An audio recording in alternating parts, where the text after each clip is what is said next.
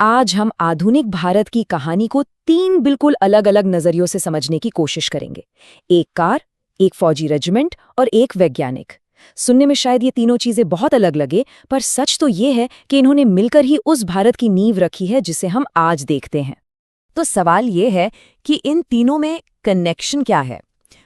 चलिए शुरुआत करते हैं उस एक चीज से जिसने करोड़ों भारतीयों को पहिए दिए, उन्हें रफ्तार दी। जी हाँ, हमारी कहानी का पहला पिलर है मध्यम वर्ग का पहिया। ये कहानी सिर्फ एक कार कंपनी की नहीं है, ये मारुति सुजुकी की कहानी है, जिसने, आप कह सकते हैं, एक पूरे देश के सपनों को एक नई स्पीड दे दी। जरा 80 के दशक के भारत को याद कीजिए। उस जमाने में कार रखना ना एक बहुत बड़ी बात हुआ करती थी। सड़कों पर बस एम्बेसडर या फिएट ही नजर आती थी और उन्हें खरीदने के लिए भी सालों का इंतजार करना पड़ता था।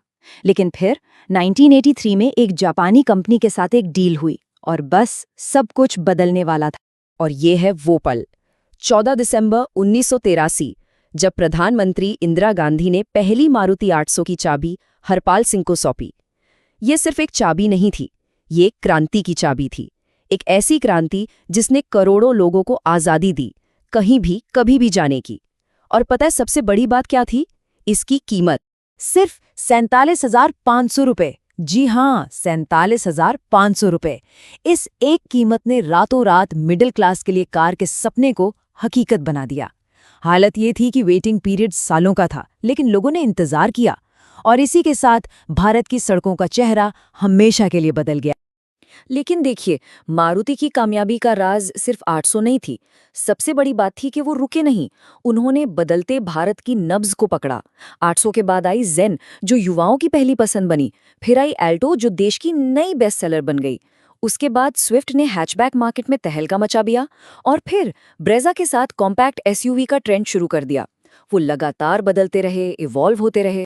और इसका नतीजा आज भी देखिए, इतने कंपटीशन के बाद भी भारत के कार मार्केट का लगभग 45% हिस्सा मारुति सुजुकी के पास है। सोचिए जरा, ये सिर्फ गाड़ियां बेचने की कहानी नहीं है, ये कहानी है एक पूरे इकोसिस्टम को खड़ा करने की। टायर, स्टील, छोटे छोटे पार्ट्स बनाने वाली हजारों कंपनियां सब मारुति के साथ बड़ी हुईं। ये शायद आत्मनिर्भर भारत के सबसे शुरुआती और सबसे कामयाब उदाहरणों में से एक था। तो एक तरफ तो देश आर्थिक तौर पर दौड़ रहा था, लेकिन ये तरक्की तभी तक है जब तक देश की सीमाएं महफूज हों। और यहीं पर हमारी कहानी का दूसरा पिलर आता है, राष्ट्र का अदम्य कवच, जाट रेजिमेंट। जाट बलवान, जय भगवान, ये सिर्फ एक युद्ध घोष या नारा नहीं है, ये उस जज्बे की आवाज है